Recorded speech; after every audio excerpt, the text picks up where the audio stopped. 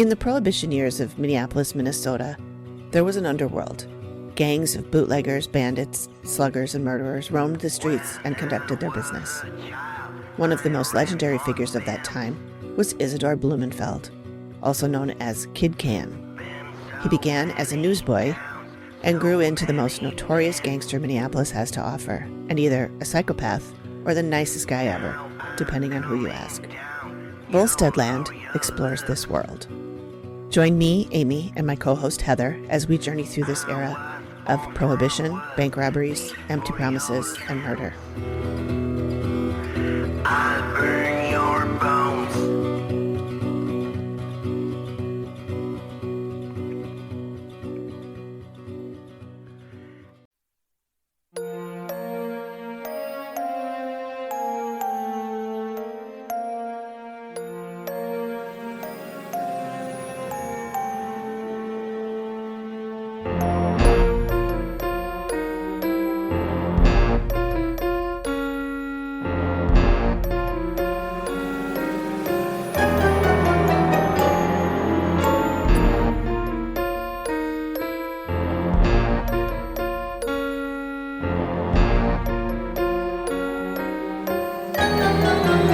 Ghosty fam, Amy here. Welcome to The Activity Continues, a podcast where three soul friends talk about all things paranormal.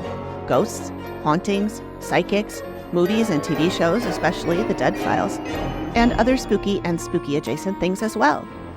We also like to interview people in the paranormal community, as well as past Dead Files clients and other interesting people. Sometimes we even tell your stories. We hope you enjoy the show. Hello. Welcome. Thank you for joining us again. Today we are talking to, drumroll, Leah Marie, who you likely remember from our episode 77 interview with a shaman. So we chatted with her. She was absolutely delightful. She was I just re-listened to it. I think we all did. And she was just so, her voice is so peaceful. She should do meditation. She does, because it's just so, I was driving home and I had to change it because I'm I'm going to fall asleep to Leah's voice because it's just so, she was wonderful to talk to. And when Amy said we were talking to her again, I was very, very excited. Yep. So I wanted to mention the reason that we are talking to her this time is that she recently went on a big, huge trip. I believe it was, let's see, I have it written down here somewhere. London, Thailand, Bali, and Vietnam. Vietnam. Yeah. She ended in Vietnam, I think. Yeah, I think so. So it was it's 6 months. I think it was just 6 weeks, I think she said on her. There was a 6 She said somewhere 6 weeks and 2 months in different posts. Yeah. 4 countries, 12 locations, 1 million memories. So I asked her if she would like to come on and share with us because we're friends on Facebook. All of us are friends with her on Facebook. And so we've been watching her posts and seeing her beautiful photos. And she's going to talk about some of the photos. I will put them in blog for people who don't like our video versions and in the video versions for people who do. So that's what we're talking about. For people who don't like our blogs. People don't like to look at our mugs. So we talked to her last time. We also did talk about how we didn't really talk about anything ghosty because we were so interested in what a shaman is. I know. So we were fangirling. I know. Hard over her. We were. And so I did say to her this morning, I emailed her and I was like, we said we were going to talk about ghosty stuff, but I really want to talk about your travels. So we're going to try and fit it all in, but we'll see. If we don't, we'll have her back again. And that's perfectly fine. Oh, darn. Oh, darn it. Guess darn tootin'. So Excuse my language. This is a family podcast. This is a family podcast. No, it's not. I mean, it can be if your kids understand it. And if your kids don't mind swearing, you don't mind your kids hearing swearing. Yeah. I grew up with it. Oh, I didn't. I said, oh my gosh. Amy, AP there when your camera. Oh. Yep. Alan. I know, here? Dad. Come on, I already said not to do that. I said don't mess with our equipment. Yeah, not with APs. No. Which reminds me. Are you trying to light your candle like practical magic? No, I was just blowing the sound. Oh, there goes AP. Yep. Oh no. I'll probably have to send her a new camera. I'm still here. Okay. Well, yeah, but we can't see you. Amy, don't talk about her. All right. She can still hear us. Okay. Be careful. No, so this morning I see this what's that called? A hat? Yes. Yes. Back here. Yes. That's my dad's hat. And Oh. I gave it to him many years ago. And mine and Jackie's favorite picture of him is with him wearing that hat. Mm-hmm. And this morning when I had it hanging on my curtain rod Mm-hmm.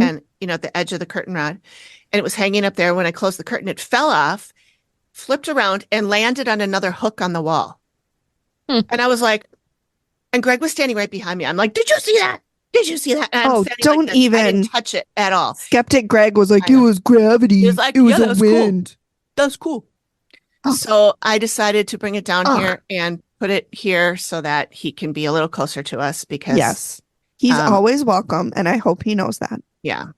Because like one thing we talked about last week is that the handprint on my dining room table that we talked We about. have an update. We have an update. Zoe said that is my dad. Zoe is our friend and patron. And Yes. She said that was my dad Mhm. and that he wants us to start doing Alanisms again. So we're going to have to do that. I didn't pick one for this week, but anyway. We'll have to. I'll maybe just record it later or something. He was probably like, what the fuck? Why'd you stop? That was so much fun and you stopped. Same. Ellen, I have no answer for you. I really just don't. love that when you were talking about it last week, I'm like, that's your dad. It's got to be your dad. I know. Yeah. Amy's like, that's your dad. I know it's him. And I was like, I don't know. I mean, maybe it's just something weird. I don't know. I mean, like, I still don't want to 100% believe it, but I mean, Mm-hmm. I don't know, whatever. Mhm. I mean, I do hope it's him. Mm-hmm. But anyway, back to business. So we have a bunch of new listeners and I want to welcome people. I know our stats like Welcome, you guys. Oh my gosh, we're so glad you found us. yes. So some of them are from the Dead Files discussion group, I believe. Mhm. At least I know at least one or two are. And then because we did the guest spot with a History Goes Bump, I'm just guest host. inviting ourselves into their podcast. Diane just erases us from her She's list like, in the future. I don't know what to do with these girls. Yeah.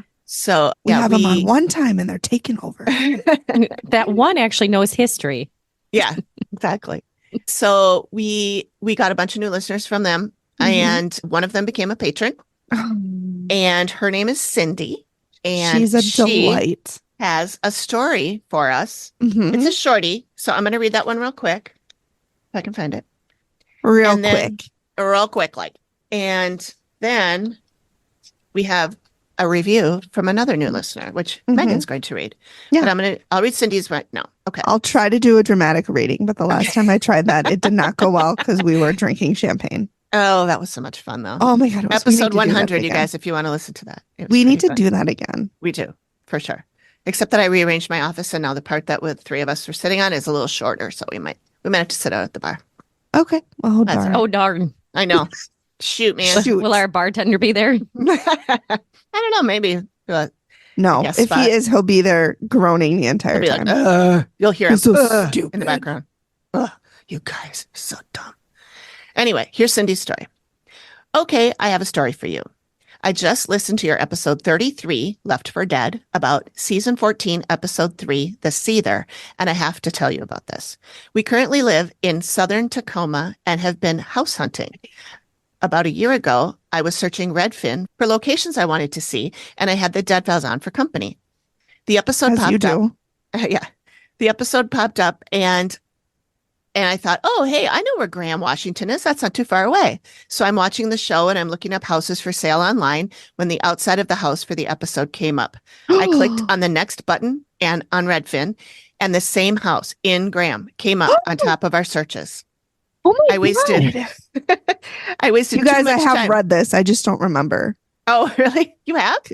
Didn't she send it in the patron? Did she send it in the chat? I told I her thought to, she sent it in the patron chat. She might have. I asked her to, but I didn't see it show up there. She sent it to me privately, but that's right. So I'm watching the show and looking up houses for sale online when the outside of the house for the episode came up. I clicked on the next button on Redfin and the same house in Graham came up on top of our searches. There's like 7 exclamation points there. That's crazy. There should be 7x. There should be 8. At least. I don't know why she stopped at 7. I don't know why she stopped at 7. Easily Maybe an she's 8 exclamation mark. going easy on the ink. 7's a great number. It multiplies into 21. So That is true. Is it a prime number? I don't know what that means. Okay.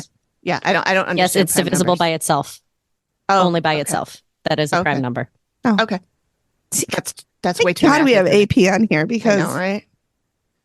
And Okay. math is my weakest subject. not for me. No. My strongest. So she says, I wasted far too much time rewatching the episode for shots of the house and clicking through pictures on Redfin.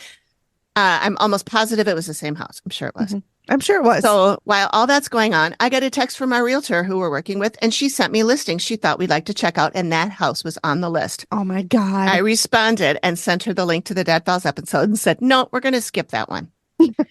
I had it still gone. Later that day, when my husband came home, I logged in to show him the whole thing, and the listing was on Redfin was gone, which is odd because they usually keep those up for a while, even after the house is sold Yeah. and off the market, which, yes, they do. Yeah, they The do. realtor told them, hey, maybe Yeah, you the should realtor was take like, that down. yeah, maybe you should wait till that, smoke clears from that one. Mhm. Additionally, in the episode, Steve talks about Fort Lewis and says you wouldn't expect the military base to be involved with the dumping ground or whatever. He clearly knows nothing because military bases are always full of crappy stuff. But that's another story. And then she says Fairweather our Lewis. base houses have always been haunted, like every time. Mhm. There's so much crime. And then she also has a skeptic husband. My husband isn't spooky at all. He's a total non-believer and won't watch the shows with me. Same with the kids. I'm on my own with the spookies. Sigh. Not anymore, Well, Cindy. welcome, Not Cindy. anymore. Yep, you found your tribe. So Welcome to the you're family. welcome. Yep. Okay. So Megan, do you want to read that? We have a review on Facebook from Shanna. Okay, take it away. So Shanna recommends the Activity Continues podcast. Woohoo! Ooh. I just found your podcast this week and I have binge listened since Monday, 2 exclamation marks. You ladies are hilarious and the BFFs I'd love to have. Yeah. I just started episode 26. By the way, I'm from Florida, and when y'all talked about the muggy weather and shit, I was like, nailed it. I fortunately am near Panama City Beach, but it still gets hot as balls. Anyway, love you and can't wait to hear more. 5 stars. Sweet. Thank you, No, we Shanna. give you 5 stars, Shanna. Yes. Come on over to our Patreon. We got a lot of Yeah. fun people over there. You can join Like for Cindy. just We'll be here when you catch up. yeah. Yeah. Yeah. So she probably hasn't heard you yet, AP. She's only She on- probably hasn't. No. She's only heard. Well, AP's probably yelling at us right now. Yeah.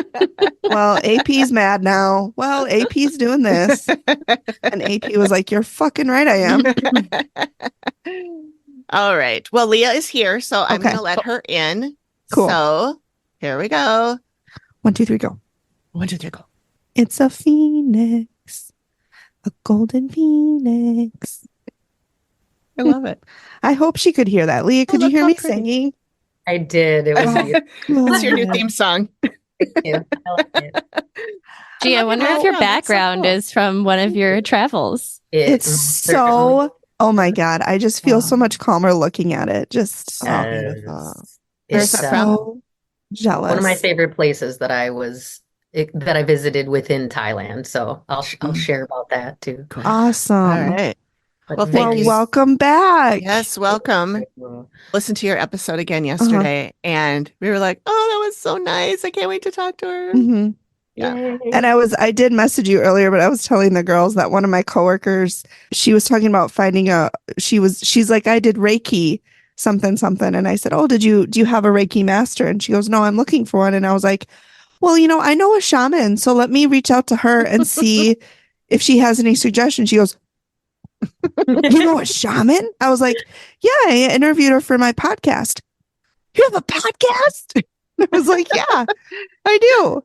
So I gave her all your information, and so hopefully she reaches out to you because she's just a delight. But And it's always nice to have people come in and be referred. That's why connecting in these ways, among other ways, of course, is so Yes. nice to have people that, can kind of help share the skill sets and yeah. specialties. I will say I felt like such a badass, just like casually dropping, like, oh my God, I know a shaman. So like, Just so happens. yeah. That's what Mary did That's when what she Mary introduced did. us. Our friend UFO Mary or abductee Mary. I Abductee can't remember Mary. which one she prefers. Abductee And- Mary. And we were like, "Oh, wait a minute, what? Repeat Mhm. that."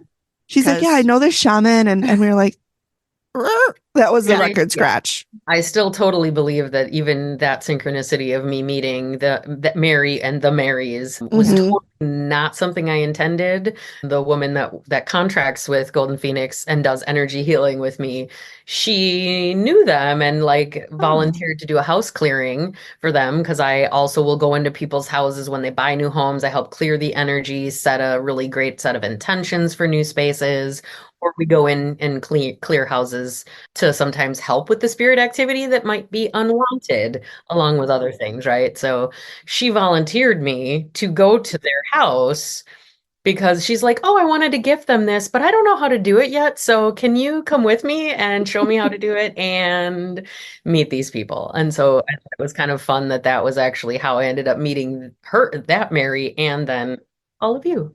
And Love it. us. Awesome. Do you, with doing that, do you do like when people get attached, when spirits get attached to people? Because we've interviewed someone, Dawn, who has a creeper who has been attached to her for a couple of years, and she's been trying to figure out a way to get rid of him. I do. I help with individual if it's spirits that are essentially attached to people and sometimes Mhm. to objects and sometimes to places. She's pretty sure she picked him up from an investigation. Okay. And that's entirely possible. I know a variety of other people who used to do more ghost hunting kind of things, which is great, but depending on what your background is going into it, you can unintentionally bring things home with you. And then, you just need to have the awareness of how to clear it and prevent it from happening again. That's why I don't even want to do like haunted walks or haunted tours because I'm just so scared that something is going to attach to me.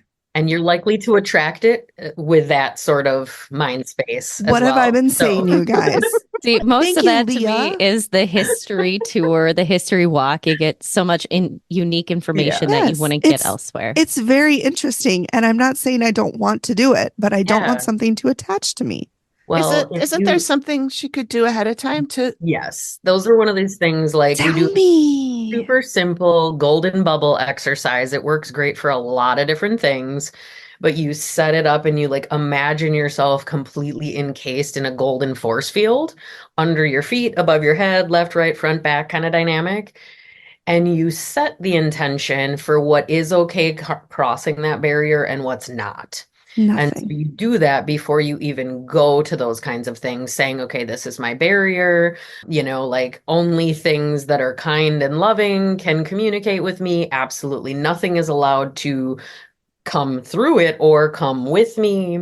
And so you do that in preparation to going to something like that. And then you just keep coming back to that space of I'm safe, I'm protected, and internally only say the things that you want, not I don't like you're there and I'm like, nothing better attached to me. And then it's Mhm. like, well, you want to say, oh, I'm here and I'm safe and I can engage with whatever is here and I'm totally going to be fine. Like everything that's here is going to stay here. So just by having that fear, they would be more attracted to me. Correct. That Yep. is some baloney. Well, that makes sense though. I It mean, it's the does. same Totally. thing as bullies in real life and finding that sort of thing. But I love what you just said, Leah, because like I don't realize that, but I do those things because Yeah. like when I went to the Lutsen Lodge a couple years ago, I walked in and I said, "Hey, I know there's someone here, but only positive vibes, only good things. You can talk if you want, you can show me you're here, but it can only be good positive things, and I'm only leaving with good positive things." And not your shirt. I lost a shirt. I've never found it.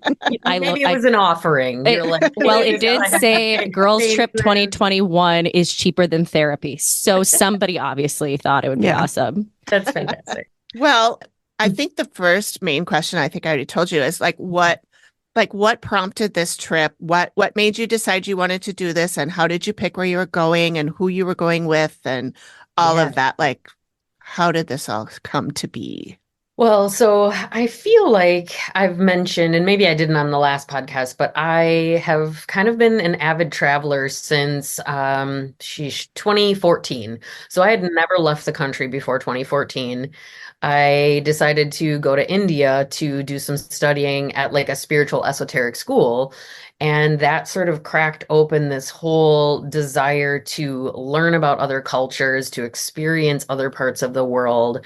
And so that trip essentially opened this whole driver for me to want to travel to more of the world and to connect with some of these ancient sites and different temples and different just bodies of land. And so when it came to this trip, there's a couple different components. I'd actually been wanting to go, so I guess I'll pre-frame this way. So I went from here to London, from London to Thailand, Thailand to Bali, and then finished off a couple days in Vietnam. And so out of all of those places, Bali was the one I wanted to go to first. I'd actually been looking to travel there and researching it probably, oh man, almost 15 years ago. So kind of before I had ever even left the country to go to India. And so there's something about the energy of it that seemed similar to India, which is just this very like spiritually rooted, very connected, very much like you go there and it's healing just to be there. Like miraculous healing happens. And it's partly because of their rituals of daily offerings to their version of, gods and goddesses, the divine. And through that cultivation, it just is like so saturated. So I wanted to go to Bali, but then I'm like, well, it's like over 20 hours of travel from the US. So then I'm like, what else would I like to see in that part of the world, in Asia, that I could sort of create this little chunk of time? Because I like to do things where I can be more saturated. So I like to be able to have more time in the environment so that I can really get a feel for not just the super touristy version, but like somewhat touristy, because it's always going to be a certain amount of that for us as foreigners, right? Right. Be able to feel into the land, go to multiple places, connect with some of the locals, connect with some of the other people traveling from there.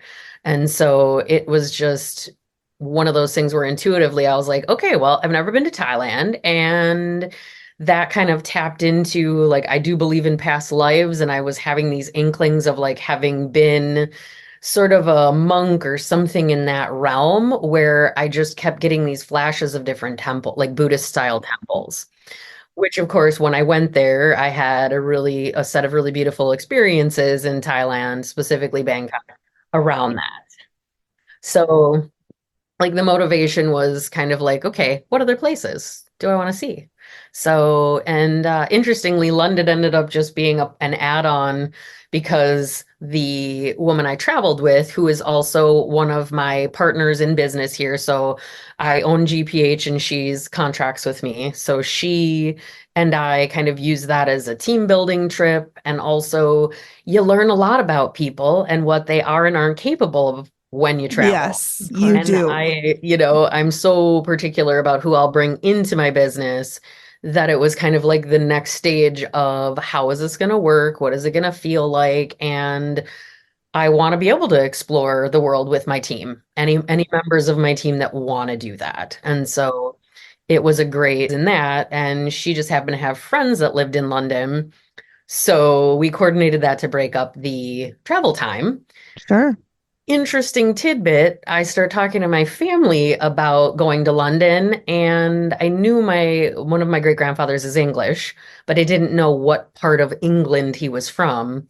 So about a week and a half before leaving, talking to my grandmother, she tells me, because it was her father was from England, that he was literally from a town just outside of where I was going to be traveling to. Wow. And so I was like, okay, well, I don't really believe in coincidences personally. Like all these things synchronize for reasons. And so then one of the friends that was there was actually born in the same town my great grandfather was born in.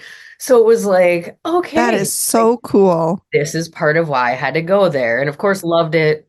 Only a few days there, but quite a number of really cool experiences in all of the places, kind of collectively, but also some really specific standalone things in each. So, yeah, so it just is, I'm very passionate about travel, period. I think that it gives us insights and perspectives that we can only get when we are outside of our normal space. And whether that's Right. traveling to a different state or traveling to a different country, it gives us different layers of perspective that I feel just as a shaman, as a practitioner, as a person who's, very focused on how can we unite as people and find our commonalities and our ability to come together. It's difficult to do that if we don't understand like what other people in other places of the world are actually going through, not what our news shows us, but like what legitimately happens on the ground in those other places. And it's eye-opening for me every time, and also very like humbling, and generally makes me very grateful to be living here for certain reasons. And also, just kind of is like, oh, well, I really being born in the US affords us a lot of things that a lot of people in the world don't get, especially as it pertains to even access to other countries. We can get into almost everywhere with a US passport, and it doesn't work both ways. And that's definitely something I have been learning deeper and deeper about as I've traveled, because I've communicated with a lot of locals who are like, "Oh, that's really great that you can do that, but it's really hard for us to go to the United States, or it's really hard for us to go here, here, here," that kind of thing. So, and had I not don't do this kind of stuff, I would never know those difficulties that other people deal with. And I like to be able to come back here and share more awareness and insights with whoever's interested in hearing about it or talking about it. Right. So, That you talking about that makes me think of, so I follow football, Minnesota Vikings. One of the players, his wife is Filipino and Okay. was unable to, she never saw him play in person wow. until after one of the games this year that the Vikings won. He kind of pleaded, like, we've been trying to get her over here for 2 years, or for a while. And so they finally, by doing that, they had gone through all the processes, everything they had done, every paperwork, all the things, and she just kept getting like denied or pushed off. And they finally were able to get that through, but it was like he had to plead on a national level Right. for I mean, assistance. how many people actually have that access, Right. Yeah. Yeah. And that reach. And he's a Mhm. famous person with money, Right. and look how hard it was for him. So Exactly. imagine what it's like for regular people. Yes. Mhm. And it's like, I get it in certain respects, right? But that's like just to visit. That's not even like to try to immigrate. It's literally just to visit in many cases, which is just like, wow, okay. It's the things I think that I always come back with I'm really grateful that I have this and this and this. And just even in going to so many other places that are maybe established differently than we are here, or the infrastructure is different than it is here, because all of that makes a difference that, again, we can only know to a certain degree until you're like in it, experiencing it with locals and seeing the impacts that, everything is having on people. So Yeah. it's a powerful space, I feel. Yeah. Yeah, it's So we just have a few other like little things, yeah. questions. And I mean, unless you would just want to run with it. But one thing I remember mentioning that I wanted to check in with you, when last time we commented on your earrings, because we Oh my loved God, your I wrote that earrings. down too.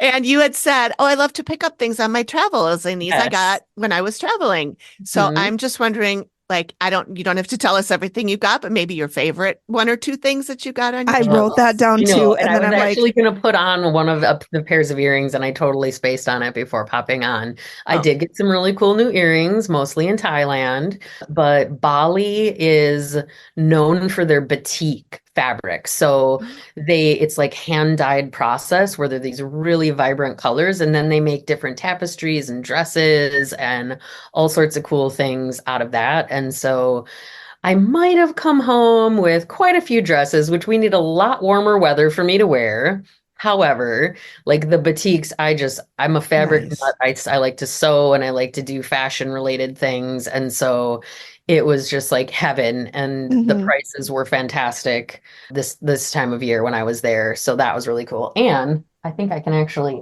see if I can reach it.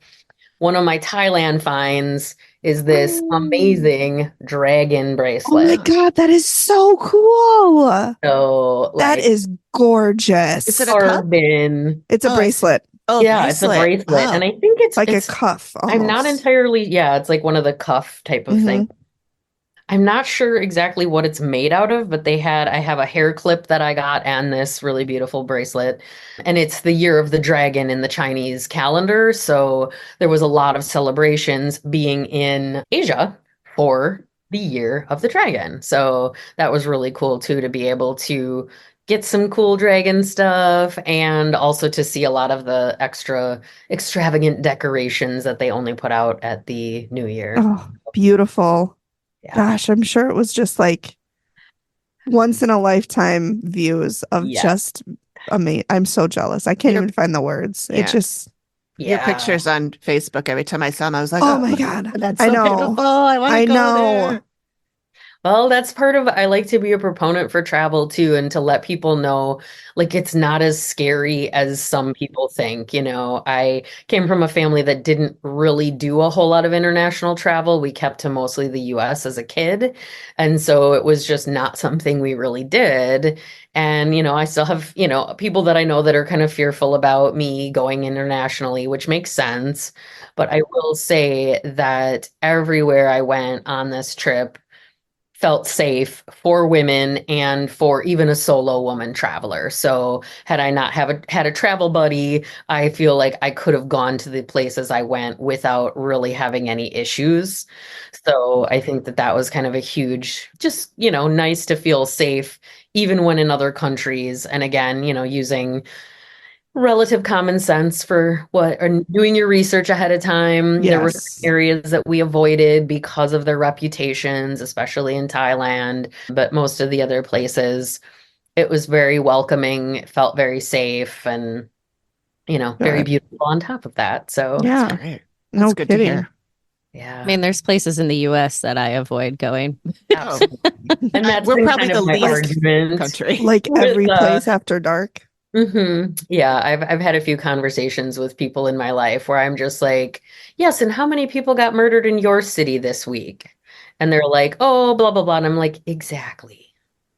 So it happens everywhere. Mhm. And Yeah. generally speaking, yes, there are more prevalent places where there's issues, but you know, the places I was at, it didn't feel that way at all. In fact, there was many very friendly and helpful people that, you know, were not expecting anything. They were just literally trying to make sure that we were okay and knew where we were going or were taken care of. And so that felt pretty awesome too, to just kind of feel that safeness while abroad. Because yeah, it's And it's different when you're not scary. on home territory, you Yeah. know?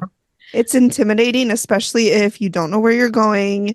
And if you're supposed to be somewhere and you're not sure how to get there, it can be very scary and anxiety filled and stress inducing. And having just that little bit of friendliness can go so far. Mm. Mhm. I'd say a fair point too, in some of the places that you've traveled have not been portrayed necessarily the best in media or anything.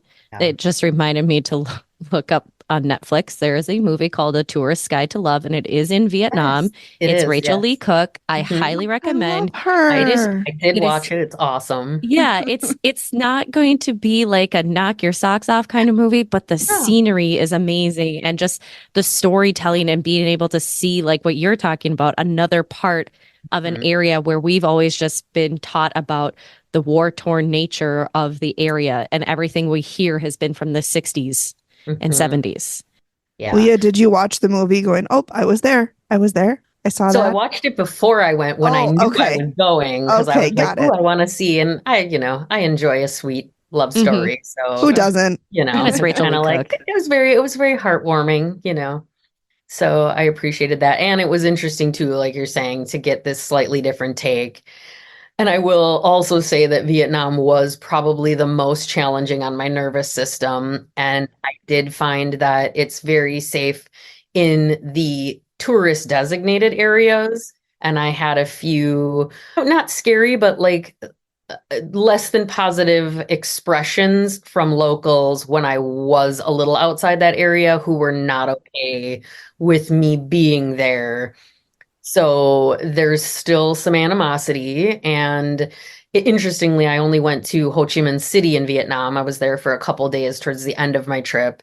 And I went to the War Museum and wanted to take a look at the Vietnamese side of things because, again, the perspectives, like that was one of the themes of this trip was perspective for me. And being able to say, okay, can I come and actually look at the honest perspective from that side?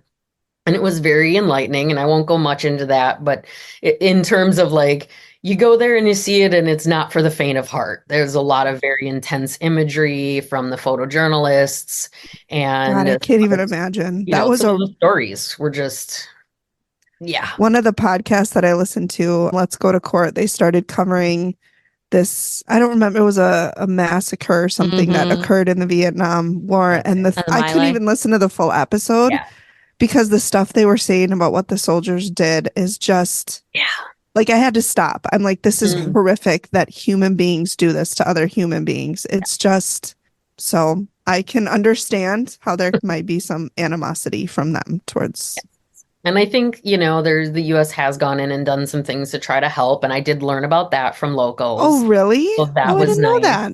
You know, Yeah. like the US has gone in and started to rebuild and repair different villages over the years. And so there's efforts being made. But of course, depending on who's affected and wounds are wounds, right? So as a healer and a person who runs a healing practice, it's important to me to see those things because those are the kinds of wounds that go through generations.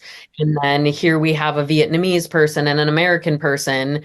Like, I wasn't even alive when the war happened. So, like, I wasn't part of it. If it happened now, I wouldn't be supporting that, you know? So it's that space of people still having these feelings and these wounds in them that haven't been healed until we take the time to actually look at the dynamic from all the sides. And so that's a way that I like to integrate my travel into the practice is by seeing those types of wounds so that I can be more compassionate and speak more to that and how we do like hurt people hurt other people. Yeah. Like that is how it works. And so the importance of learning how to heal as individuals and doing that kind of stuff is profound.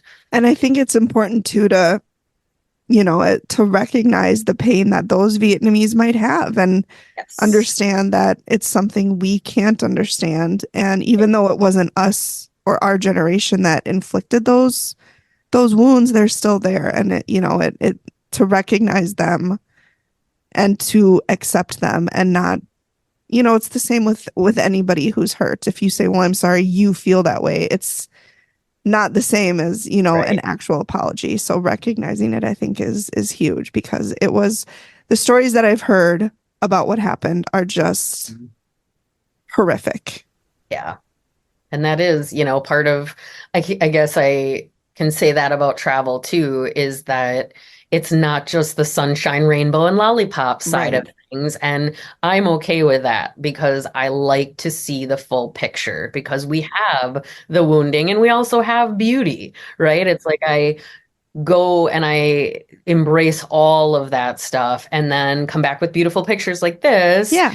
And then I also did, like in Vietnam, I took pictures of the area in town where there had been a very famous monk. I did write his name down because I was trying to remember it, who during the war, Thich Quang Duc, if I'm pronouncing that correctly. So he was a monk who was protesting for peace, and he actually lit himself on fire in the street. And a American photojournalist was there, Maxwell Brown, I think his name is, and he took photos of it and brought them back to the States. And that's actually what tipped the scale to initiate more peaceful interventions and the peaceful protests here in the US. And so his death was a catalyst for all these things. And so I did go to that spot and I took photos of his monument and his, you know, shrine that they have there.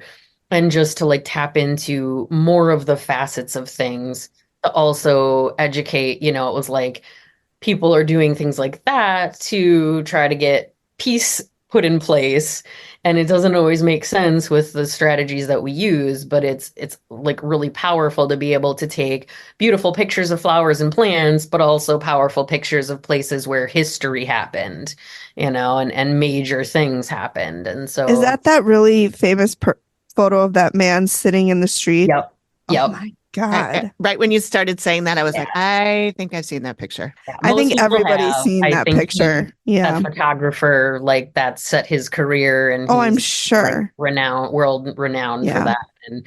And yeah, and so then like, I did a guided tour with a local who then explained the whole story and what really happened and how there were hundreds of other monks there chanting peace-based mantras the whole time that was going on. And he just Oh sat my there in total God. meditation posture, didn't cry, didn't scream, didn't Oh, move, God. like just so in that space of like standing for that cause. And so, it's like I wouldn't have necessarily had that same take just from looking at the pictures here in the US, right? To like stand in that spot and to see the locals have like they go and they make daily offerings of incense and candles to him, and like continue to revere him for all the things that he did do for that time for the people. And so it's just like, I don't know, I find that stuff kind of cool too, even when it is Yeah. heavier topics, right? Yeah. But it's Yeah. still Well, like at the end of the it's day, important. it's part of history. It's not necessarily a part that we want to dwell on, but it happened, and not talking about it and not remembering it isn't going to change the fact that it happened. Yeah. Yeah. So I don't know. I think it was a powerful way to end my trip, but very stark difference from Bali, because Bali is like almost everyone there, it practices Balinese Hinduism, which is a little different than Hinduism in India, which I also learned. They practice in a similar way where they make daily offerings. So you go there and it's like there's just this really, really loving, welcoming, friendly energy, and everybody's putting out their little trays of offerings that have cookies and flowers and incense and little things outside of their shops every morning. And it's just like cool to see, so it's like these stark differences of like this super active major city and then very much more, it's relatively developed. I was in Ubud specifically, the city. So they have shops and standard things, but much smaller scale in terms of the way that the community works and how things are done there. But really cool to see that like connection to their source creator connection. So Wow, that's just cool. yeah, I just found like it fascinating to see the differences between the countries, but also some of the similarities in terms of how they engage with like their communities and the temples and things like that. So it's like Bali was really strict. They didn't allow foreigners in their temples without a chaperone or a guide, and you could see outside. But they have apparently had a problem with a lot of foreigners going and defacing and doing some really illicit things in the temples. Come And so that's on. another thing where I'm just like, okay, I love traveling, but there's so many foreigners that go and they don't respect No. the land and the people and the traditions. And And the so, culture exactly. and the beliefs and the history. I mean, we could go on. Yeah, That's so sad.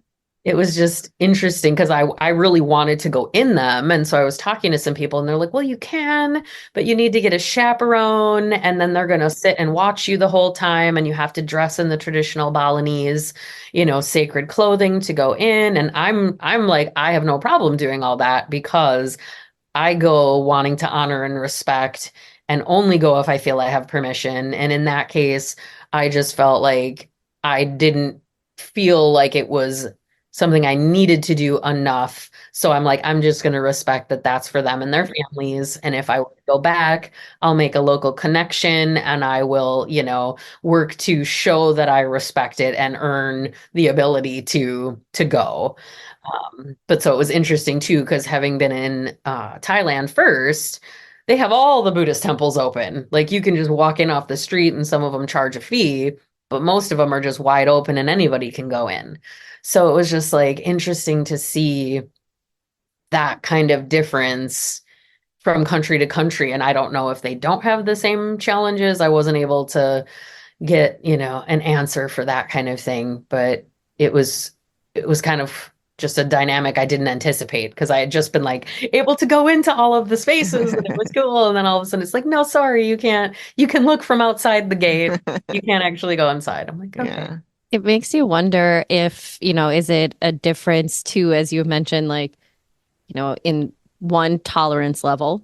I Mhm. mean, or Sure. not saying that any of that is is good, but is it that like, okay, we had 1, 2, we're done. We're just going to cut it off here, or is it, you said Thailand was a little bit more open. Maybe have they been open to people been traveling there more than and longer than they have to Bali or Yeah. and I mean, truthfully, we all have seen places all over the place where people desecrate writing on rocks, where it's like, please stop.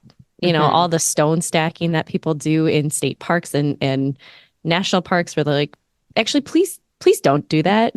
Yeah. You're moving the landscape and changing it. Yeah, there's a lot of other things that can do that. You don't need to go and build, 20 stones high on something. Right. Yeah, it'd be interesting. I mean, I know for Bali, one of the things I thought was cool that I learned there, culturally speaking, is every family has their own temple. And so a lot of the ones we were seeing, like you would just walk down the street and there'd be these statues and these beautiful entryways. And often they had like a Ganesh, like the elephant-headed Hindu god, like sitting in there. That was one of the main ones that they utilized, or a Hindu version of Buddha. Like there's a Buddhist Buddha and then there's Hindu Buddha, and they look a little different. So they would have one or the other of those, generally speaking. And so each family had their own. And then you have the community temple, and then you have like the city. So there's all of these different brackets. So most of the ones that I was seeing and thinking, oh, I want to go in that, they're actually private families. So like if you don't know the family, you have no right to just like, oh, I can just walk right in there. It was like, well, I don't know the family, so no. So I did think it was kind of interesting that they have that structure, and they also will, like, the tallest buildings in the town have to be the temples. No houses or other structures can be made taller. And so I thought that that was kind of fascinating too, to be able to see that their architecture is set up in such a way that town by town, that's the standard. So it was like, oh, that's kind of cool. Yeah, that is cool. Just those little things where, That is really neat. Yeah. wouldn't have known. I'm just like, Yeah. oh, they just don't build tall buildings here. I don't know why. Maybe lumber's expensive. I don't know. Exactly. Like anyone's guess. Yeah. So, Unleash the power of stories anywhere, anytime with Audible. Immerse yourself in gripping stories, insightful knowledge, and captivating characters anytime, anywhere. Audible is your library on the go. With hundreds of thousands of titles across every genre, there's a world of reading waiting for your ears. Listen while you cook, clean, or commute. Free your eyes to conquer your day, all while feeding your mind. Start your 30-day free trial today and discover the joy of listening. Go to audibletrial.com/TAC. That stands for The Activity Continues. With your free 30-day trial, you get 1 credit, 2 credits if you're a Prime member, good for any premium selection titles you like, yours to keep. You get the Audible Plus catalog of podcasts, audiobooks, guided wellness, and Audible originals. Listen all you want, no credits needed. Again, that is audibletrial.com/TAC. Hey everyone, we want to welcome our new sponsor, Gobble. As you know, life can get pretty hectic. Between work, errands, and family time, who always has the energy to plan, shop for, and cook delicious meals every night? That's where Gobble comes in. It's a meal kit service that takes the stress and guesswork out of dinner. I used to dread the what's for dinner question every night. Gobble has been a game changer. They deliver fresh, pre-portioned ingredients, and easy-to-follow recipe cards right to your door. Exactly. No more last-minute grocery runs or scrambling for inspiration. Plus, the recipes are incredibly diverse. From healthy options to comfort food classics, there's something for everyone. And let's not forget that cooking together can be a fun family activity. Gobble's recipes are simple enough to involve everyone in the kitchen, even the little ones. So if you're looking for a way to make delicious, stress-free meals that the whole family will love, head over to the link in the show notes or on our website to get your first 6 meals for $36. Gobble. Make dinner amazing. All right, let's see. I'm going to see if there had any other questions. You already answered some of them. But Awesome. I can always tell the other tale. if you just want to tell us stuff, and then I know Amy has some questions written down. Megan, you might too. But just go ahead and tell us things you want to make sure that our listeners and us hear. This one, because it feeds so much into the general or more common theme of your podcast. So while in, oh my goodness, it was Thailand. So we decided to go on a river tour, kayaking, because, love rivers, love kayaking, totally down. I think I remember seeing some pictures from that. So, and I might have, so beautiful. I haven't put a ton of the ones up. So from the full trip. So we got to kayak through the mangroves, which was so cool, like just ridiculously cool, like tooling through, and frogs until like in the trees. So you kind of had to like watch. So they were like, and crabs crawling up the trees and around, which was super fun. But so they're like, okay, we're going to go through here and then we're going to go over to this cave. And I don't think you can access it any other way than on the river. Like there's no other way to get to it. So we dock at the little dock and we get off and we go like to start looking. And then they start talking about it because there's petroglyphs from the ancient people. And then they're like, actually, and we didn't know any of this ahead of time, which is why I love this so much more. I mean, it's cool to begin with, but we didn't know this ahead of time. And they're like, okay, well, this was a cave where shamans, Thai shamans lived, and they maintained things here. And they have these, they have their drawings, their cave paintings and things on the wall. And they're like going through and they're like, yeah, and here's the phoenix. And I'm like, okay, well, obviously my business being Golden Phoenix Healing, I was just like, that's super cool. What's up with that? No kidding. A little further over and it's like, and here's drawings of aliens and their connection with some aliens in here. And so, I'm just like, what is happening in here right now? And so they go through and I'm like reading all the stuff on the, they've got their little placards with the information about the history of it. And it would apparently, the water level would rise. So there's a lot of them are up in a way you can't even access them anymore because the water level is so much lower than it once was. And they, like groupings of shamans lived in there and did practices and have, aliens and phoenixes just so happen to be on the walls. And what are the odds? It was just a very powerful and unexpected place to find when we weren't even trying. Yeah. And really cool because it just continues to stack like all the shamanic training I've done over the years. All indigenous cultures have history of communicating with extraterrestrial life forms. So to us, this is super normal because we've been talking about it for as long as we've been doing shamanic work. And so it's kind of funny because that was always such a hot button for so many people in my life. Like they could handle that I'm a medium and that I'm intuitive and all these other things. But the second I bring out the ET word, they're like, and I'm out. So you're weird. Yeah, you're super weird. What? No, sorry, you crossed my line in the sand on this one. And so I just ghosts are fine. Aliens, not so much. Aliens are, I think, scarier than ghosts in a lot of ways because we don't understand. We don't know anything. I think we know more about ghosts than we do aliens, and so I think that's probably why that is. It's just the fear of the unknown. Yeah, really. The spirits being potentially people or animals or things that were here before, so it's easier to grasp onto than something else. But I mean, come on, the universe is ever expanding. There's no possible way it's just us here. Yeah. Life. it's just numbers. And if I know one thing, I know numbers.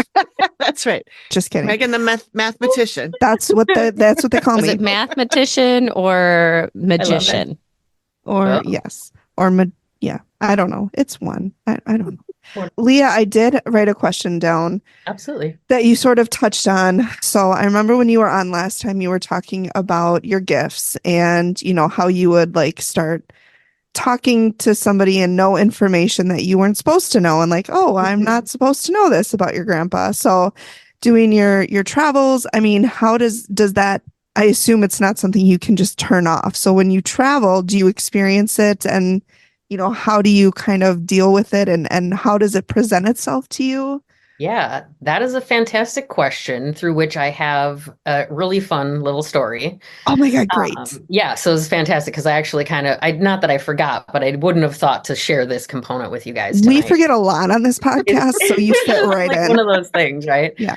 So, yes, so I have spirit communication happen pretty consistently other than my non-office hours, which is You mean they don't just recognize that at 5 you're done? No. And they're like, you got to come back tomorrow. I found that they didn't. So I had to set parameters many years ago in which I was like, we are not doing in the middle of the night shenanigans, by the way. And here's my office hours. Unless it's an absolute emergency, then please be gentle and kind about the way you wake me up when you need to communicate. So yes. So I'm in Ubud, Bali, and I'm having a nice dinner and sitting across from my travel partner, and next table, this woman comes and sits down. And so she's like essentially facing my direction. And the chair across from her is empty, the one that's essentially next to me. And I'm sitting here and I just keep feeling this presence sitting in the chair with her. And I'm like, okay, cool. I feel spirits around all the time. If they don't try to get my attention, I just let them do their thing. Because if they don't need me to translate something, I'm not forcing anything, right? So the energy gets stronger and stronger. And so then I start like connecting with her energy because I'm like, something's going on here and I'm not really sure what it is yet. And I just was feeling like this sadness in her, even though she's in this beautiful country, just like this sadness. And so I'm like, okay, internally, right? I'm like, is somebody here is something going on here? And sure enough, I start hearing a yes. I need you to tell her that I'm really glad that she's taking this trip. And I'm like, okay, mind you, I do my mediumship for people that are either paying me for mediumship sessions or friends and family who have given me consent to communicate. I don't know that I have ever actually just randomly had someone's loved one come up to me at a restaurant and be like, hey, I need you to talk to this total stranger at the table next to you and give them this message, right? And really freak them out. Yeah. Right, exactly. I'm like, cool. So of course I sat with it for a little bit and then, I'm trying to relay this to my friend that I feel like I need to talk to this woman at the table next to us who's like super close. So it's not like I can really say a whole lot to my friend without also having this person here. And so my friend was like, okay, I'm just going to go, like, we're good. We had paid our bill. Like, she's like, I'm just going to go take a little stroll over here. I'll give you a minute. And so I ended up just testing the waters and was just like, excuse me, can I talk to you for a second? And she's like, sure. And I was like, so I know this might be a little strange and I don't normally do this. I was like, but I continue to feel a presence sitting in the chair across from you. And I am hearing that someone is just really grateful that you chose to take this trip. They're super happy you're here. They're here with you. They're having dinner with you. They want you to know how much they appreciate this. And so I hope it's okay that I've just said this to you, but like it really felt like I had to. And her eyes start tearing up and she's just like, oh my gosh, thank you so much. That means so much to me. Like, I can't even tell you how much I appreciate what you've just said. And she just shared a few other little nuggets. We didn't exchange names. I don't even remember the other, like sometimes when I'm channeling and communicating, I don't always have conscious recollection of what's being said. Like after the fact for me, but it was a beautiful exchange. And I just said, okay, thank you for letting me share that, and went about my evening. So in that space, like I didn't anticipate that, but I'm starting to see how that's my next level invitation from the universe. That's like, not everybody's going to be someone you know, not everybody's going to pay you for the service. If you feel a calling to do this, you just need to trust it. And, and I felt it out by just even asking her if she was okay talking to a stranger in that moment. And knowing that, like, if she thought I was crazy or whatever, that also comes with the territory of Mhm. Sure. being a medium in the first place. So Sure.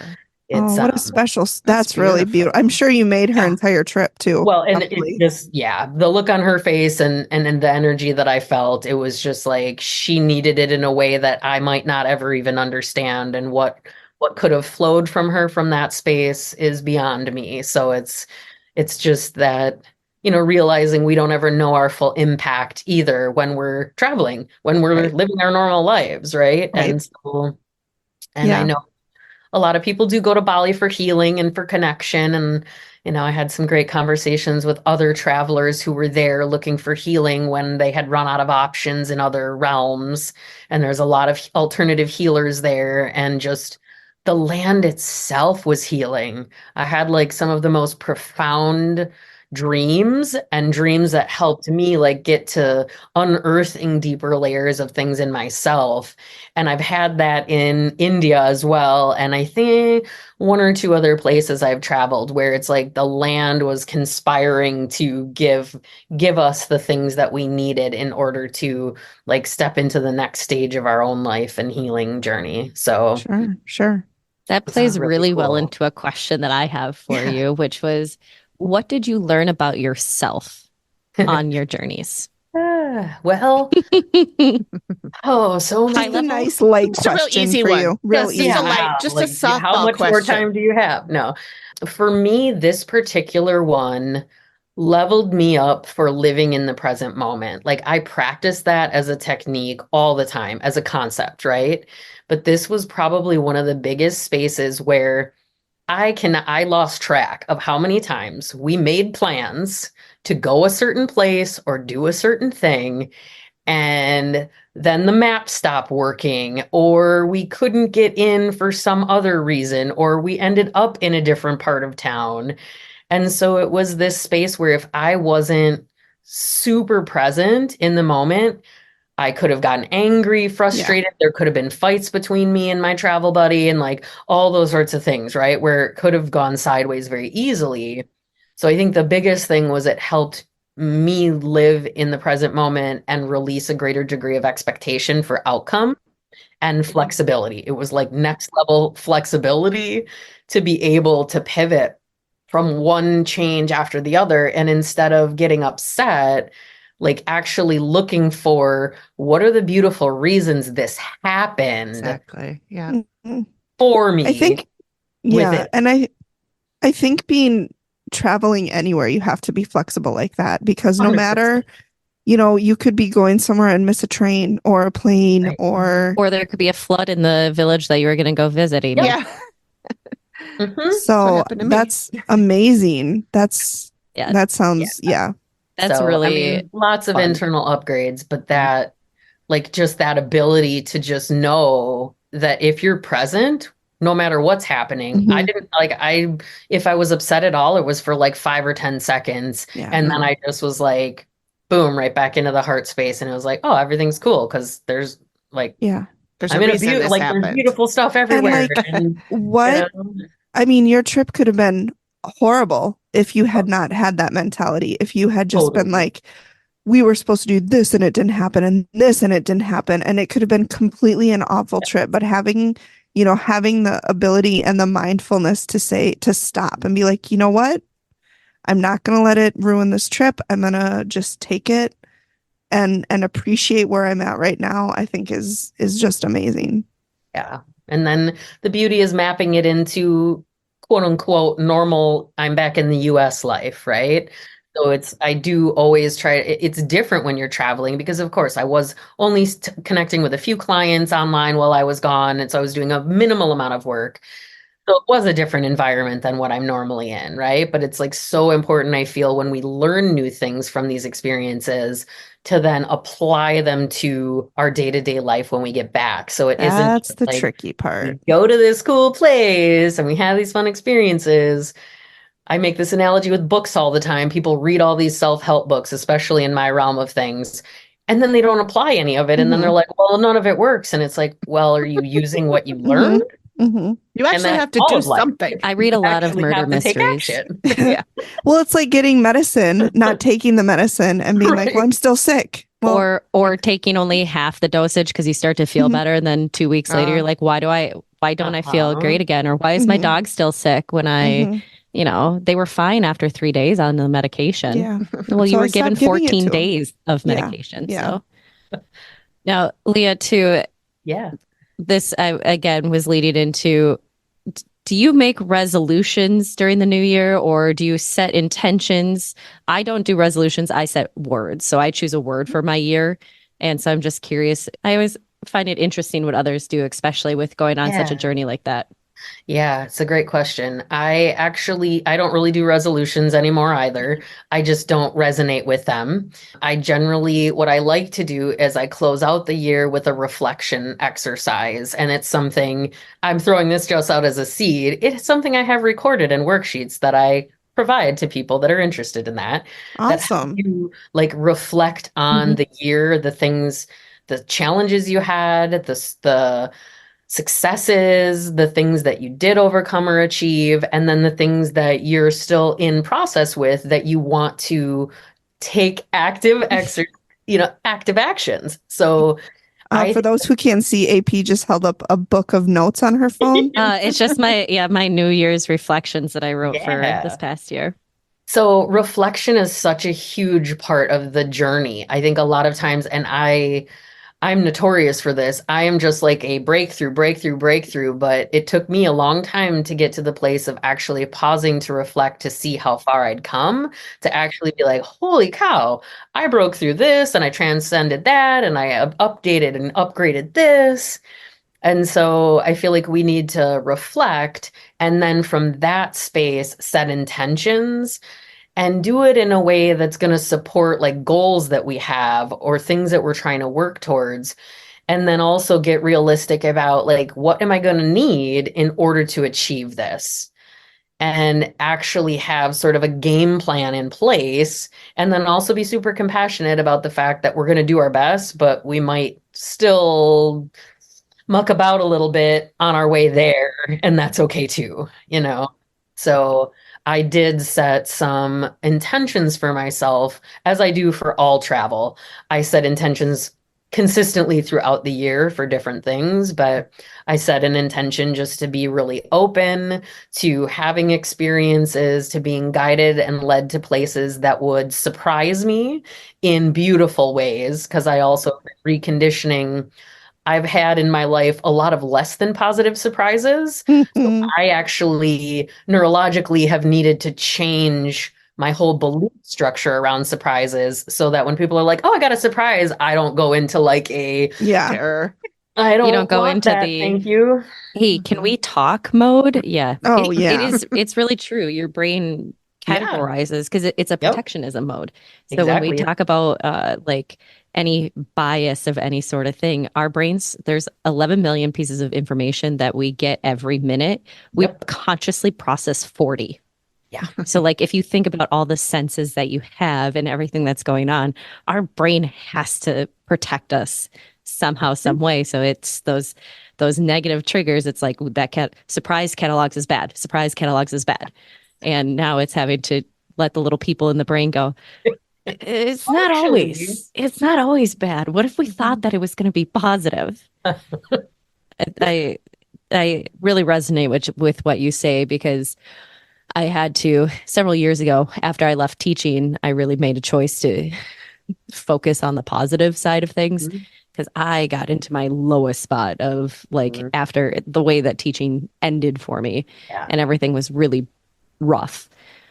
And I had to make a choice of, I can either keep going on the negative route and that everything is going to happen poorly, Mhm. or I can choose to be positive, and whatever comes this way. And I will say there has been a huge shift in even just the way that I like approach things. I still have my realistic view on a lot of things, Of but course. I've had people come up to me at work and be like, "How are you always so positive about things?" And now I'm finding it funny because it's always well, we don't want to let the leaders focus too much on negative things. We got to make sure we put the positive in. I'm like, put me in, coach. Like, Yes. And there's so much to be said, right? It's a huge component. And I always like to also do a little add on to that is it's not just about positive thinking, because a lot of people in like the healing and spiritual realm will just tell you to focus on the positive, but the reality is we have to address the negative and our shadow side, or our the shadow why. or wounded energy. We have to address it consciously, and we do that. We can only really do that in a healthy, connected way when we're in a positive mindset. Otherwise, we're still in the state that created that stuff in the first place. So it's that, and you take that state and you build that state, and then you can do anything you want and heal and address anything you want from that positive state. And it's a heck of a lot more fun to be around people that are more positive when they're doing it in a Yep. grounded way, like it sounds you are, versus like I've seen the faux positivity where it's like, I'm really positive in front of everybody, but then when I am angry, I won't allow myself to express my anger because I just throw a band-aid of positivity over it, right? So Yeah. it's a layered thing, but it is a huge mindset shift, which, what we focus on, we get more of. Point Yeah. blank universal law. Like, Yes, how it 100%. You put out, you get what you put out. So if you put out Mm. negativity, you're going to get negativity. I'm a firm believer in that. Yeah, it's why it's so important. Again, all of the travel and the perspectives help me have a better mindset with which to hold space for so many other things to support the community and people that I work with. So I think that it's awesome, Amy, that you're doing that too in your realm, and that you can see, like, you literally saw the shifts in your life just by something that on one level is very simple, but it probably, if I asked you how easy it was to pivot from the negative to the positive, you'd probably have all kinds of fun stories to It share in was it that was realm, a right? it was a good amount of time to shift to that to I'm now where sure. it's like, we're gonna get snow this week and next week, and everyone's like, I don't want snow, whatever. It's like, yeah, but we need the moisture, Me too. right? I really do. It's in March. It's not like it's gonna be here Gonna since melt soon. January. It's Okay. gonna melt I pretty am quick. of the negative mindset in this because I don't like snow. So I'm going to be first to say that. And It's I said that in our pretty. group.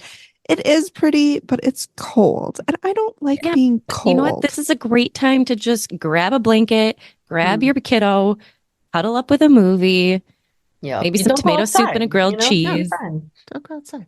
That's It's why I gonna said be I'm stocking snowmen up on building wine and snow. popcorn. Yep. I got Just my have dogs, have blankets. your, house stocked with the things you need. Yep. I'm pretty sure my dogs are gonna get some snowballs thrown. That's my favorite when they have to go and chase That's snowballs, funny. and they're like, "Where did it go?"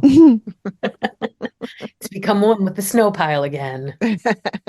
Oh, Briggs Oh. used to actually find the snowballs and bring them back, and then he'd crush them in his That's mouth. hilarious. Just drool coming down everywhere. Icy snow.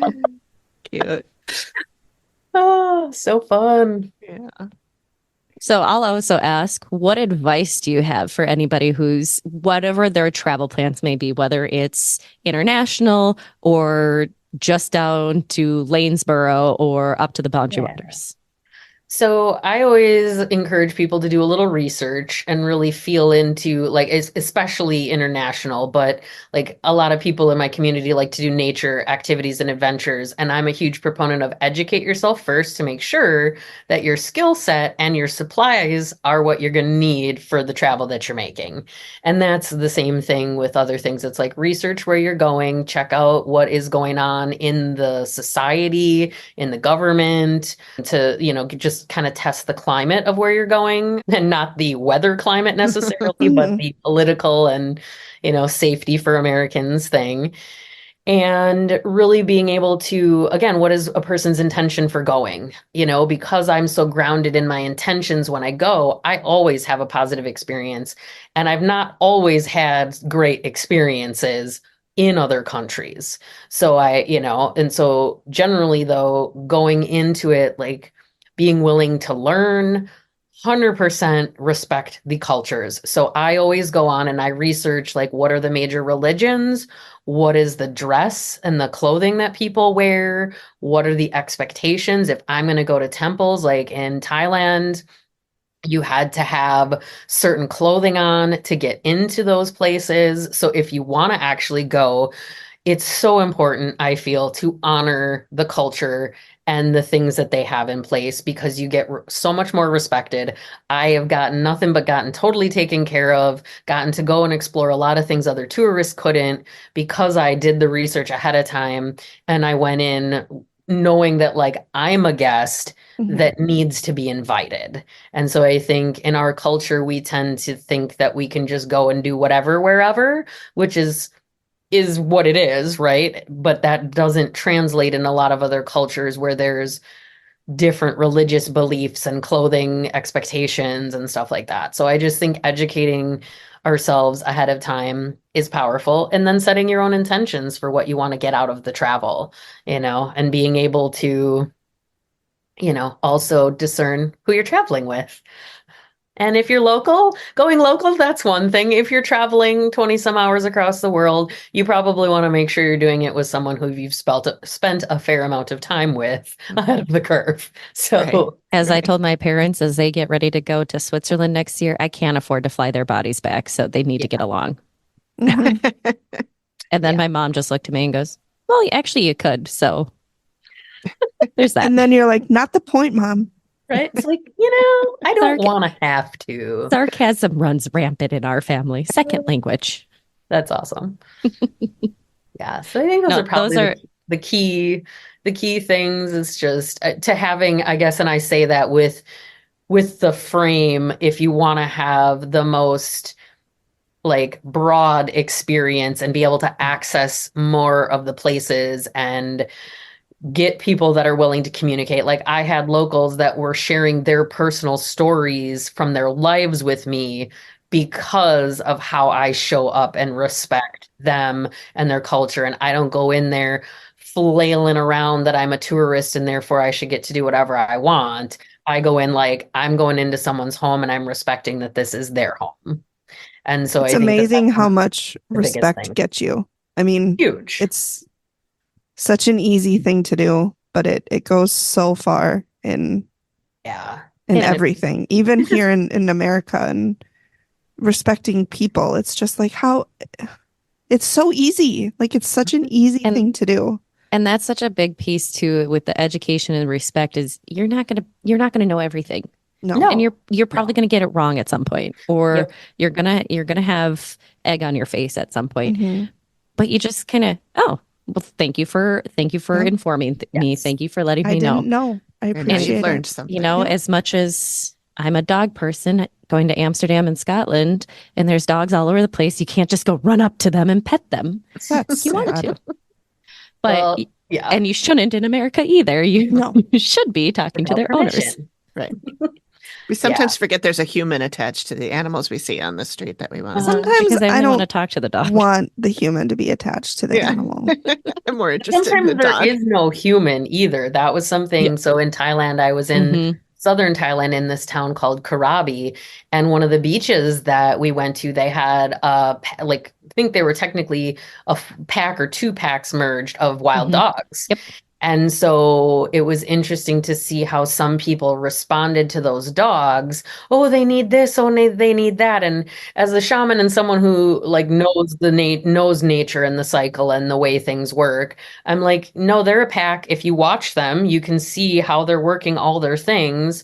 They're totally cool. You shouldn't actually feed them because that makes it harder for them to survive in the wild and like all these other things. But that was one of my favorite experiences because I went there, laid my blanket down, sat down, and they had a brood that was maybe 4 months old at best of these pups.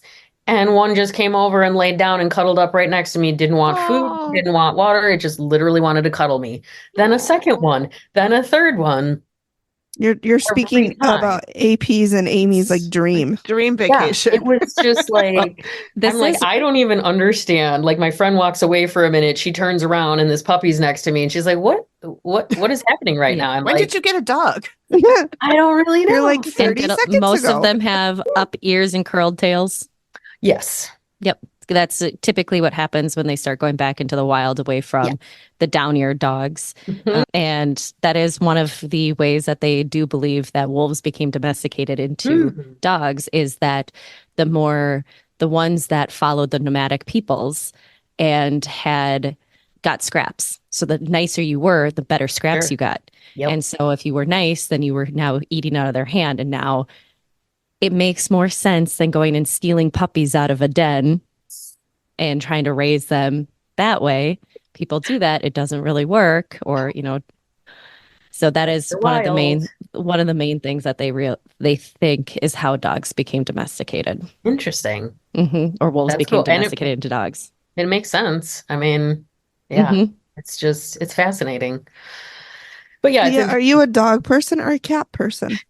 I grew up with dogs, so innately I am more of a dog person from that perspective. But there hit a point in my adulthood where I became a cat person and had a cat in my house for years. And now, as I travel, almost all of my friends have cats. So if you are following like my Instagram stories, you might see random weird pictures of me with cats, none of which are my own because I do not have a cat or a dog or any animal at this point in my life. But they just come to me from different places, and it happened in the Mhm. wild too. Dogs were coming up to me, cats, monkeys Well, in if you ever Bali. need Aw. some So puppy love, we can hit up a patio. I love it. Yeah. Yeah. And that's just it. It's like I have friends that have them, and so I'm an equal snuggle opportunist when it comes to if I get my cuddles from kitties or my cuddles from dogs, you know, I'm good with the Cuddle's fur. a cuddle. I go with, I'm a dog person, but I might be a cat at heart, where I'd like to just knock things off the Mhm. countertops and like, Yes. Yeah. you know, I mean, when it hiss at comes to people. the differences, they are so much more their own beings than Mhm. dogs in Yes. terms of we do what we want and we really don't care how you feel about it. Yeah. So I have a certain respect for that. Like, Yeah. they're just very Fuck you autonomous attitude. little beings. Yeah. Yes. Exactly. Like Cats are Megan's cat assholes. last week that just kept walking in between. That cat just kept going back and forth. He's such a douche. Like literally right now, my door has to be cracked because there are a few cats that I'm cohabitating with in the place that I'm staying now. And so if I had the door closed, would be scratching the whole time. And Mhm, them mhm. decided they needed to be in here when I hopped on with you guys. So it's like, okay, cool. We're just going to be flexible and know that this Yeah. is just how it works. We share Yeah. our space. Every time I turn my head, I'm looking for one of my dogs. They're at my feet or whining to go outside. Mm. Yeah. Also, yeah, you don't share the space with the cats. You're in their space right now. Yes. Very how much cats so. are. They share it with you, is what Yeah. they say. They're granting you Mhm. access to their Mhm. space. It's why, I work in harmony with them. Mhm. So Cats are we the we can have a best. peaceful coexistence in which nobody needs to, destroy anyone's anything. Right. Right. Right. My sister's one of her cats likes to retrieve socks, Oh, and she'll run down the stairs chirping to bring you her sock, and then she runs away. you're just like, okay, cool. That was fun. That's her kill when she's inside, Mm. to bring you, because you're a bad hunter, so you need to be Well, fed. Yeah. Buy socks. I'd rather have socks than dead carcasses. which I is, know. That's the I other had a cat cat. that used to bring me those all the time. yeah. There's, Was that Charlie? it's just weird. Charlie, Laszlo. Yeah, I've had a few. Titus does that. Of course, it's the boy cats. It's their jam. They wanna Yep. they wanna offer you a gift Yes, that it's a just gift. they don't know that you don't want to eat, Yeah, yeah. I 'Cause don't they really think- want that. They look headless down squirrel. and they think that you're starving because you haven't made a kill yourself. To which I say to Marshy, look at my body. Do I look starving to you? And then he says, you know what? You're right. And then he takes the bird away and he's like, you don't need the I'll bird. just have this myself. You don't. I'm need going to eat this. You just have a salad. it. Do we have time for a ghost story? I mean, I know you Yeah. already told us one, Sure. or at least a spiritual connection, but Yeah. Let me It feel doesn't it. have to be about your trip. It just No, any no, no. kind of. Yeah. I didn't necessarily have any additional ghost stories, but I guess I could share. This is sort of an interesting nugget of ghost-esque stories that's related to me and the London aspect. So, and also travel. So it is a tie into that too without necessarily trying. Perfect. But so a couple years ago, I had headed to Mexico for a while. And when I was preparing for the trip, I was in my car driving one day and like looked over my shoulder, over my right shoulder to like check my blind spot because I don't have one of those little side camera things on the car at the time. And I look over and I'm like, had a double take because I saw someone sitting in my back seat. And I'm like, excuse me, what? Like, and it wasn't that I had anything even on the seat. It was like I saw this large, like very Mexican pattern colored big skirt. And I was like double took and then sat with it and I was like, okay, cool, who's in the back seat? And I heard my great grandmother's name, Consuela. And so I never met her. She passed away but when my grandmother was very young, but she was Mexican, of Mexican descent. And she just so happened to appear in the car as I'm preparing to leave, because at that point I was moving to Mexico for an indefinite period of time. And so I'm like, okay, well, this is interesting that she's showing up. And I hadn't really had much of a relationship or connection with her. So I was like, okay, like in prep for the trip, thinking this is kind of cool. And so I get down to Mexico and I am out to dinner with my friend who was living there that was introducing me to some of her friends. And we're sitting at the table having dinner, and I'm meeting this new person that's across the table from me. And she's chatting with me about things. And then all of a sudden, so we're inside a restaurant, and there's this large plant next to us, like in the corner, maybe, I don't even know, not quite 4 feet away from us. And like all the branches just like do this huge whooshing motion as we're sitting in the restaurant. And I'm like, okay, like, did they just turn an air vent? You know, my logical brain, even though, as a medium, weird stuff happens all the time. So it's like, okay, I tried explaining away with my logical brain. The woman across from me, who I just met like 15 minutes ago, is like, did you see that plant move? I was like, yeah, I thought maybe I was just seeing stuff. And she's like, no, I saw the plant move. And I'm like, yeah, I'm pretty sure someone just came into the restaurant. And I didn't know at this point that she also had some mediumship skills that she was Wow. very like in the newbie phase of, right? Not even really talking to people about. And she's like, when I tell her, I'm like, yeah, I think someone entered the restaurant. She's like, oh, yeah. And they're standing behind you with a hand on your shoulder. And I was like, oh.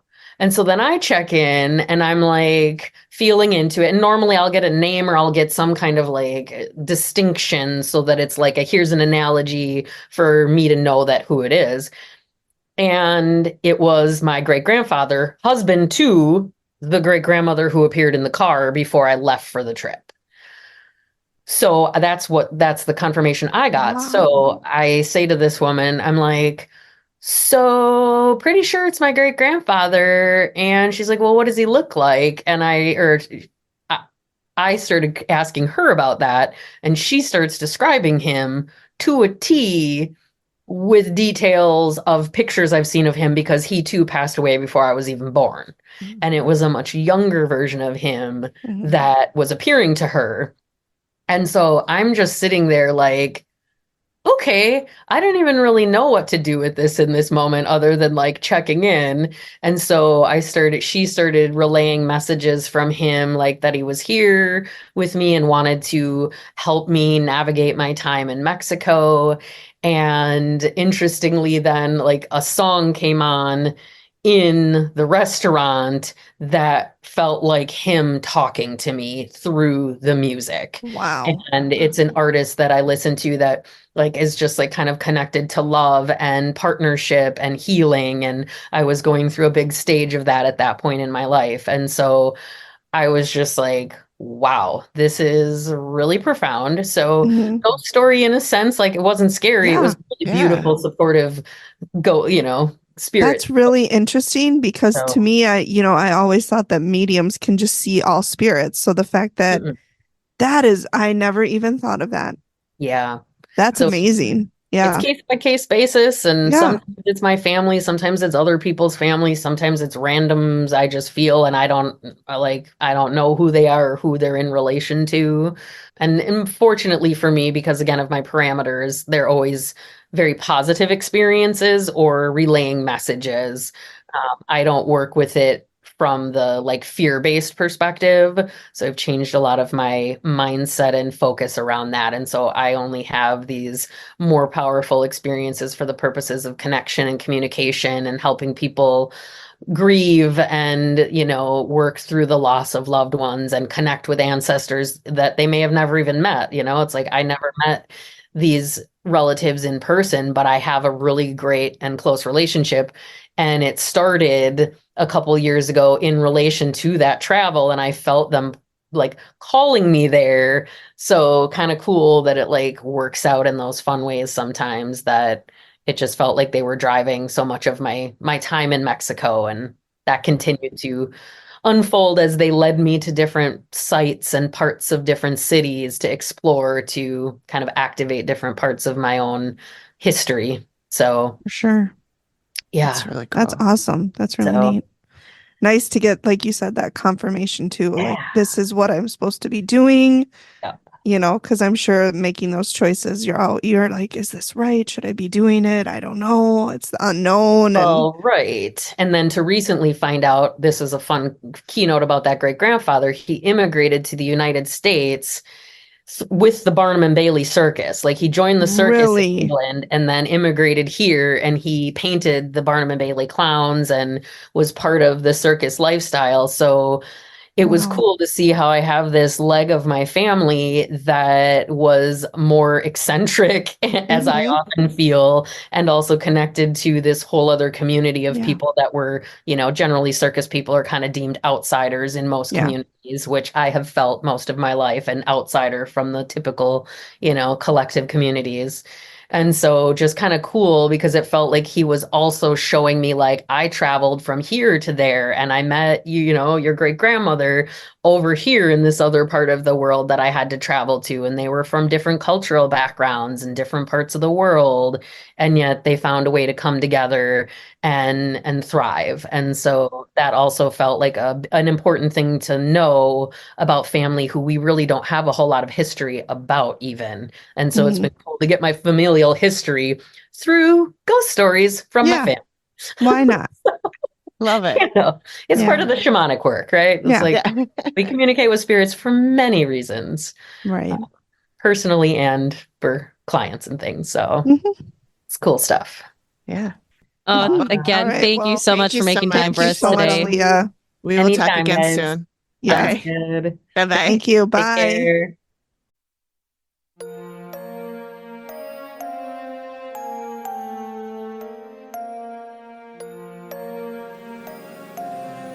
If you're a regular listener, you know we love our 3 spirit drinks.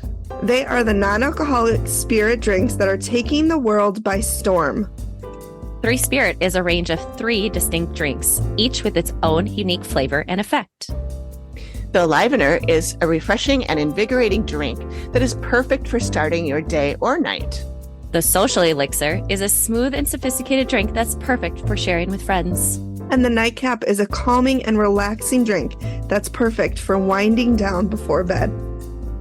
All 3 drinks are made with plant-based ingredients and are free from alcohol, gluten, and sugar. They are also vegan and ethically sourced.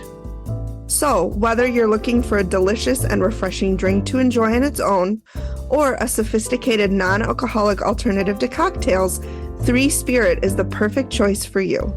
Try 3 Spirit today and discover the difference. Visit us.3spiritdrinks.com and use the promo code The Activity Continues for 15% off your entire order. Cheers! That one That was was a our good best cheer. one yet. Oh, that was amazing. Yeah. She's was. the best. I could The just listen to her best. talk for I hours. know. I'm going with what I said before. I feel like we were meant to be friends. Yes. Mhm. Yeah.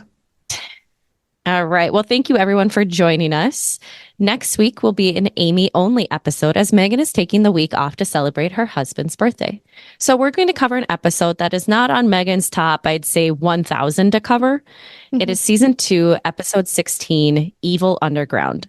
This was requested a while ago by our listener, Lily, from the Haunted Happy Hour podcast. So if you ever need a good drink recommendation, go check out their Instagram and check them out for all the spooky stories and histories that they provide of the Midwest. I will say that this episode is on the heavy side as it does deal with child death that it's at the time of the story, not in history. So just want to pre-warn anyone planning to watch ahead of next week. And if any of you know Megan at all, we think we can understand why she may not want to cover this one, having a heart of gold and being a mama bear. Being respectful of Megan, we're choosing to do this while she's off celebrating with her family. But we do love getting the listener recommendations, even if they are heavy episodes or we wait on them. If you are interested in submitting an episode for us to cover, please send those thoughts to theactivitycontinues@gmail.com. Again, it's going to be season 2, episode 16, Evil Underground, that came out over 10 years ago. It'll be 11 years ago, April 12th, 2013. We're so old. So we'll see you next time. Thanks, everybody. Thank you. Bye. Bye.